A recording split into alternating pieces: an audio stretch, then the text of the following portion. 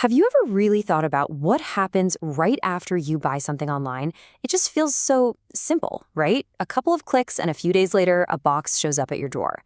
But behind that easy experience, there's this vast, hidden machinery of interconnected systems that makes all of modern business run. So let's pull back the curtain and take a look at the invisible world that powers every single purchase you make.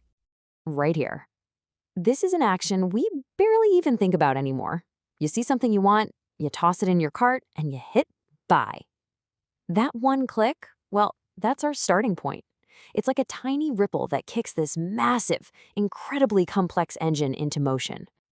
You see, that click isn't just an order confirmation. It's your ticket into a whole series of super sophisticated systems, and each one has a very specific job to do. So, where does this journey actually begin?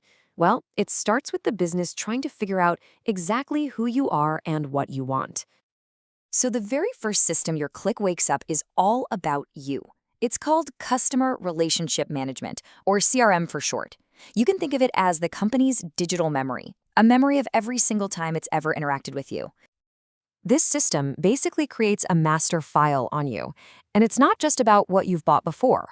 No, it's tracking the ads you click on, the service calls you make, everything.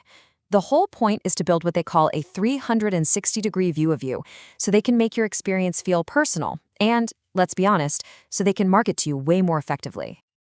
And these systems can be unbelievably fast and powerful. I mean, check out this example from Capital One's call center. When you call them, their system instantly uses your phone number to pull up your entire history. It predicts why you're probably calling, and then it sends you to the perfect agent to help you out. And this whole decision, it happens in a tenth of a second. That's the power of a modern CRM. Okay, so the business has this amazing system for managing its relationship with you. That's the digital side of things. But what about the physical product? The actual thing you bought. Where did it come from? And how is it just sitting there, ready to be shipped the second you clicked buy? And that brings us to the physical backbone of the company, supply chain management, or SCM. This is the story of the product's actual journey through the real world. You should think of SCM as this incredible global ballet. It's the art and the science of coordinating everything, from the raw materials in the ground to the finished product in a warehouse, so it arrives at the right place at exactly the right time for the lowest possible cost. It's just a massive, non-stop coordination effort. Now, we can break this insanely complex process down into three pretty simple phases. First, you've got procurement. That's getting the raw materials. Then there's processing, turning those materials into a finished product. And finally, delivery, getting that product to the customer. Every single step is a critical link in this chain. So how on earth do companies manage this global ballet in real time? Well, a huge breakthrough has been a technology called RFID, or radio frequency identification. These are tiny little electronic tags they attach to products. They let a company track an item with incredible detail, like when it was made, where it's been, even its expiration date. It gives them like a god's eye view of their entire supply chain, right now. All right, so we have a system that knows the customer and we have a system that moves the product. But what about the company itself? What's going on inside the engine room that keeps all the lights on?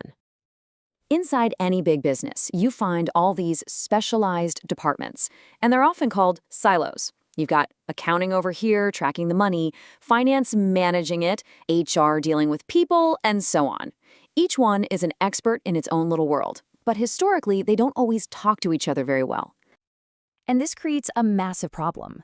I mean, if accounting isn't talking to sales and manufacturing doesn't know what engineering is doing, how does the business actually work like a single team? How do you connect all these separate little islands of information? Well, the solution is a master system, one designed to be the central brain for the entire operation. It's called Enterprise Resource Planning, or, you guessed it, ERP. An ERP system's main job is to just smash those silos. It's a single piece of software where absolutely everyone, from sales to the supply chain to accounting to HR, they're all sharing the same central source of truth. So when a salesperson makes a sale, that info automatically flows to manufacturing, to accounting, and everywhere else it needs to go. Instantly.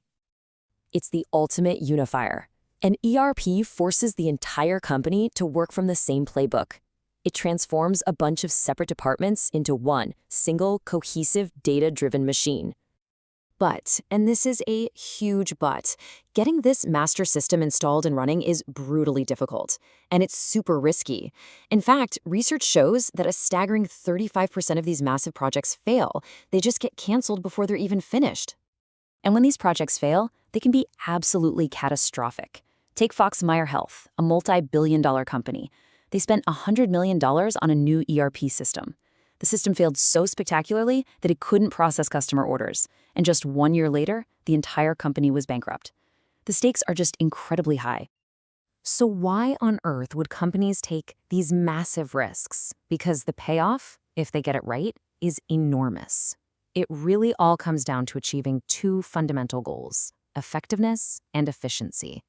And let's be really clear on the difference here. Effectiveness is about doing the right things, like picking the right mountain to climb in the first place. Efficiency is about doing things right, climbing that mountain with the least amount of wasted energy. The goal of all these systems is to nail both. And when these systems get implemented correctly, the results are just dramatic. If we look at just the supply chain, companies see sharp drops in what they spend on transportation and how much stuff they have to keep in stock. And at the same time, their delivery accuracy skyrockets to near-perfect levels. That's a massive competitive advantage. So ultimately, this hidden machinery, this combination of CRM, SEM, and ERP, it gives a business a powerful, almost predictive edge. They can anticipate what customers are going to want, they can optimize how every product is made, and they can streamline how it gets delivered, all faster and cheaper than ever before. And that brings us to one final, really critical question. This whole integrated, data-driven system is incredibly efficient for businesses, but it's all powered by information, and a lot of the time, that's your information. So as these systems get smarter and more connected, you have to ask, how much of our personal privacy is being traded away for all that efficiency? It's definitely something to think about the next time you make that simple little click.